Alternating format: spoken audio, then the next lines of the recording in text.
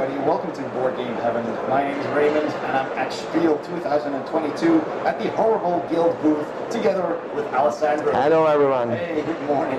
So, Alessandro, I've seen a lot of really cool games here at the booth. Can you tell us a little bit something about your newest title? Yes. Our newest titles are the ones you see here, Evergreen and The Great Split. Mm-hmm. Let's start with the Evergreen. Evergreen is from Yamaha, the same designer of Photosynthesis. Okay. And this game shares some similarities with that game, but it is also very different. For example, the first difference is that in this game, each player has their own board. Okay. You are not playing on a shared space, so you do your thing, and no one is going to interfere with your plans or ruin your strategy. But like in Photosynthesis, there is the sun that goes around the board during the game. The sun shines light on the planet, and you plant trees on your planet so that they collect light. But if a tree is in the shadow of another tree, it won't collect light. So you have to try to avoid that as much as possible. And the other big difference is that to determine which actions and where you can do your actions, you do each round. There is this deck. You create a drafting pool at the beginning of each game. This should be shuffled, sorry. So let's make something more realistic. So, starting from the first player, each player takes one card, and the card that you pick, the color of the card that you pick, determines where on your planet you can do your actions. The actions you can do are these four, but they are just different combinations of the same two effects, which are planting sprouts or making a plant grow to the next step. So a sprout can grow into a small tree, and a small tree can grow into a big tree. And the first action is planting 3 sprouts, the second is making 2 plants grow, and so on, just different combinations. Then on your card you also see this symbol in the corner, and this is this tells you which of the 6 special powers that you have on your board you can use that round. Okay. So each round you do one action, and where you do it is determined by the color, and you activate one power, and that is determined by the icon on that card. Powers all work like this. They have a marker. The first thing you do is you upgrade that power, then you perform that effect the amount of times written under the new position of the token. And every time you use the power, it gets stronger and stronger. Okay? And when you have maxed out the track, you always do that power at the maximum level whenever you activate again. Right. And the powers can be simple things like planting more sprouts, making more sprouts grow into small trees, making small trees grow into big trees, gaining points straight up, 1, 2, or 4 points. All right. And there are also 2 more special powers. One is placing lakes. If when you place a lake, you can choose up to 2 adjacent spaces with a plant inside and make that plant grow to the next step. Okay. Because water helps your trees grow faster. Yeah. The final one is planting bushes, and bushes are, unlike trees, they cannot collect light, so they don't give you points with that. And also they don't cast shadow though, so it's the disadvantages and advantages. Right. And they are used to connect group of trees together, because one of the ways in which you gain points during the game is for your biggest forest. Okay, so for example, imagine there's a bunch of trees here that is not connected to these by one space. Right. To connect them with the tree, you would need to first plant a sprout, then you have to make it grow. Right. It may be smaller, with a bush, with just one action, they are connected. Right. Okay. So, a round of the game works as I just described. So you create a drafting pool, each player takes a card, they all perform their action and their power at the same simultaneously, and then you start another round. After a certain number of rounds, a season ends, and the game is split into 4 seasons, each lasting less and less rounds. So there's a time pressure as the game reaches to its end. You gain points in 2 ways at the end of the season. One is for your biggest forest in that moment, and the other is for the light. So in this example here, the sun is here, so light comes from this direction. This tree gets light, this tree gets light, but this is in the shadow of this tree, so you don't get points. But if it was taller than the tree above, then it would still get light. But then taller trees also cast longer shadows. Okay. So you have to take that into account, because even a big tree this far will still be in the shadow of this one. So you have to be careful. And then after you have taken the points at the end of the season, the sun moves. So for the end of the next season, the situation is now different. For example, you would have to make this tree grow in order for it to still collect light. Right. Yeah, it's quite a thinky puzzle. Yes, and this is the thing, another thing that is quite similar to photosynthesis. Cool. Then, at the end of the 4th season, there is one final way in which you make points, and that is determined by the cards that were not chosen each round, because the drafting pool always has one card more than there are players. So one card is always left unchosen at the end of the drafting phase. So that card is not discarded, but it goes into a special area of the table that is called the fertility zone. And now I simulate a somewhat credible endgame situation. There should probably be more cards than I'm placing here, but this gives you an idea of how it works. Okay, so the amount of icons you can see on these cards is equal to the number of points that each big tree, and only big trees, will give you at the end of the game when they are in that color. So these 2 big trees in the yellow area will be each worth 4 points. Since you know and you see how this thing is evolving during the game, at one point you realize which are the parts of the planet where it is more valuable to plant trees. But the curious thing is that those will be the biomes, the colors that were the least chosen in the beginning, because more cards have gone there. So there will be competition to get the remaining cards of that color. You will try to use your powers. Your powers are not limited to the color of the card. I forgot to mention that. So the action you can only do in the color of your card, but the power can be performed anywhere. So you can use those to try to optimize your trees for the final score. And then again, also something different can happen when a card with this symbol here comes out. This is an aridity symbol, and if you take this card, it works just like any other. But if it is discarded, it flips the last card in the pile before being added to it, and it adds no points. So it lowers the score for the end of the game. So if you have a lot of trees in that zone, and you have this card here, maybe even if this is not the best card for you in that moment, there is one that maybe is better, you may still take it to protect your score, and that will be especially true if the last one was a high-scoring one.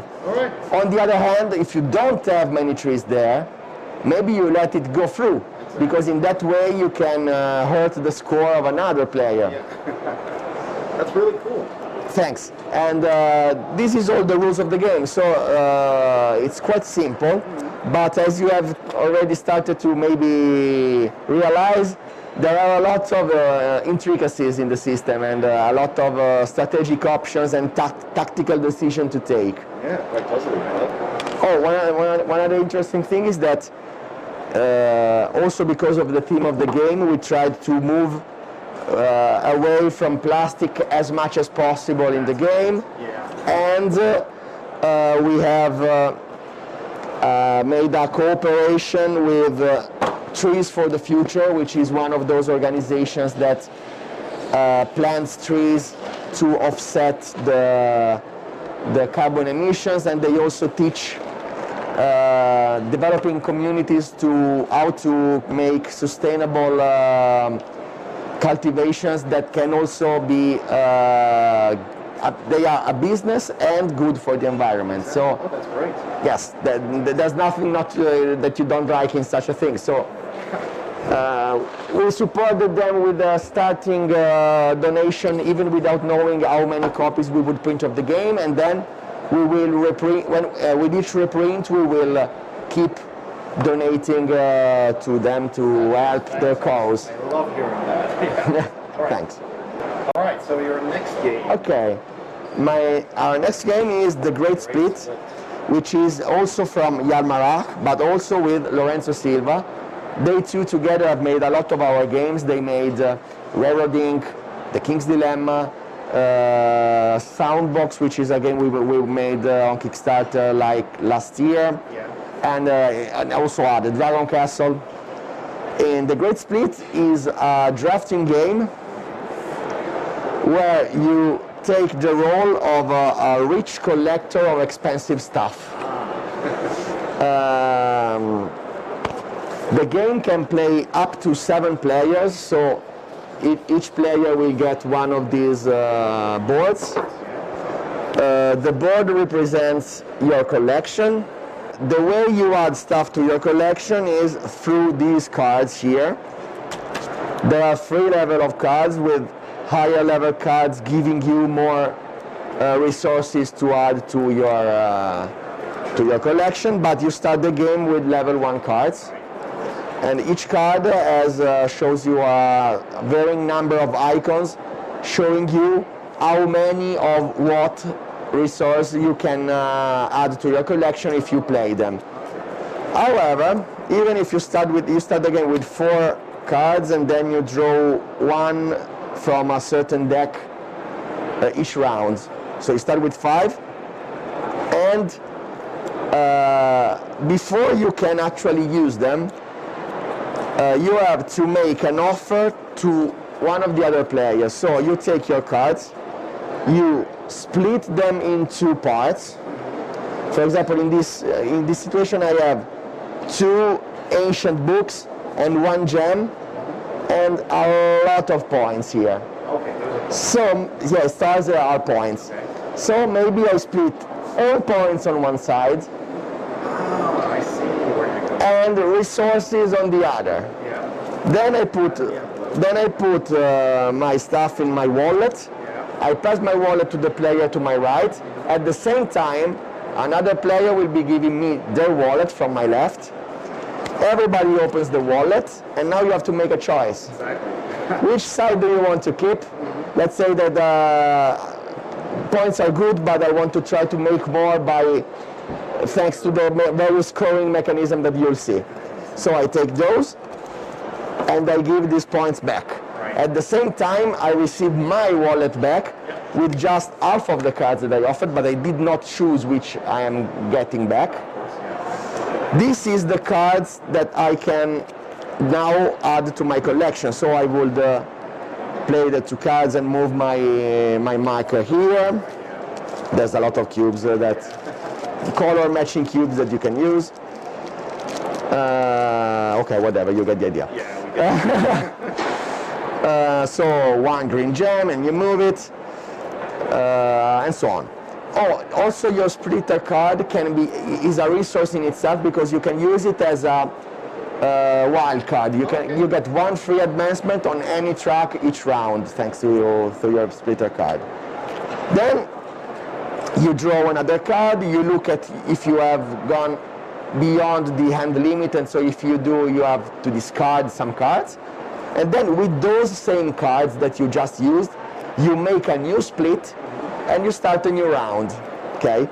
The most interesting part of the game though is how and why you decide how to split things, that's because each resource is giving you points in different ways and at different moments of the game. There are these tokens that you randomly place on the board, on the common board at the beginning.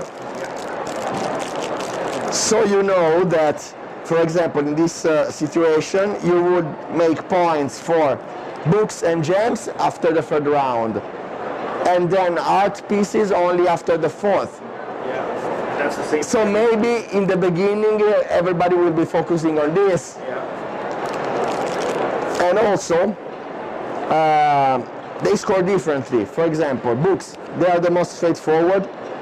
The more you have, the better. If your token is here, you get this many points, free points. But if you get to this other ribbon, it's 6 points now.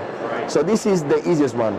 Gems, on the other hand, they are, you score for them as a group, but only the lowest one counts. Okay. 4 points. And for example, if you have level 5 here, you get double that, so 10 points. Even if this is all the way up here. Oh, okay. So the best way to do it is to keep them more or less close, so it doesn't matter which one you gain, you're always still gaining some points, because if you keep them up, if make them go up close to each other, that's what happens. Finally, we have the art pieces, the artworks. They have a quite interesting mechanism, which involves this slider and these tokens with numbers on them that you randomly put on the board at the beginning of the game. You know how many numbers are possible, and you also know that not all of them are in place, some of them are left out. And at the end of each round, we have the round marker here, at the end of each round you flip a token and you see how many spaces this goes forward. Okay? Then we play another round, and this is a very strong start. 4 and 3 are the maximum it can move. Then we have a 2. Then we have another 2. Okay, a pretty strong start in this game. And now it's time to score for the art. Okay, so What happens when the middle icon passes the golden line there? before it does that. Okay. So if you, for example, in this situation, if you have 9 art pieces, 9 means 6 points. And 9 is not a bad amount, but the slider was very fast in this game. So what you really want to do, since you see round by round how it is going, you kind of try to surf the wave and stay ahead of this thing to score as many points as possible. But if you don't manage to do that, that can also become a tool that you can use, because at that point, basically art cards are not that useful to you anymore, but you can use them to push, to put them on one side, to push the other player to keep them and leave you what you want on the other side. Oh, that's a very interesting drafting system. Yeah, it's yes. Thanks for saying that. Then you play 6 rounds in total.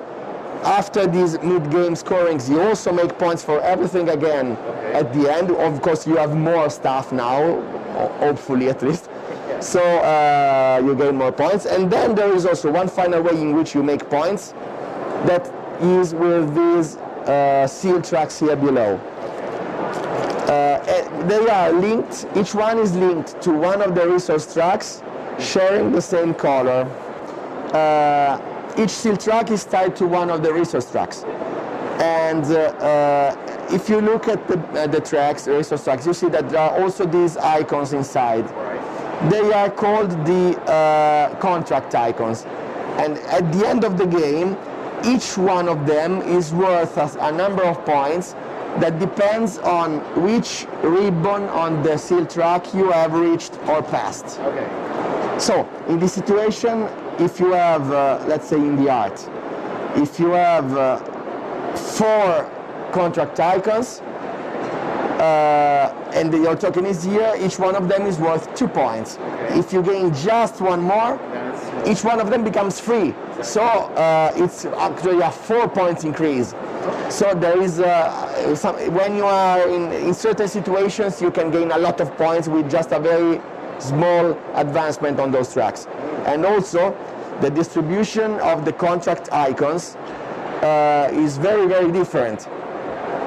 For the books, for example, it's easy to make points in the regular way because all the points are low, but the contracts are all the way up, most of them. So to make points for the contracts, you have to work harder. But then if you are at this point and you maxed out the seal track, for example, then each single increase here is worth a lot of points.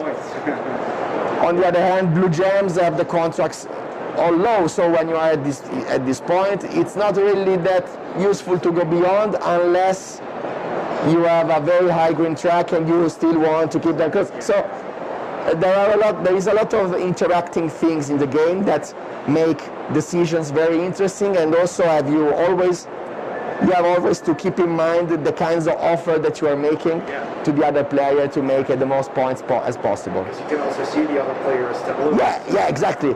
Because by looking at the board, especially with the player you are giving cards to, you look at their board and you can see what kind of racers they are going to probably want. Yeah, exactly. And that's a powerful tool you have to decide To make your decision. how to make your splits. Yes, exactly. Cool. Well, thank you, Alessandro. I'll take a look around. I see you also have Dungeon Fighter and some other cool games that are being played. Those were Kickstarters that we did, and now they are also available at the fair finally. Okay, awesome. Thank you very much. Have a good Spiel the rest of the day. It was fine so far, and I hope the last day will be still good. Thank you. Okay, see you next time. Bye-bye. Bye-bye.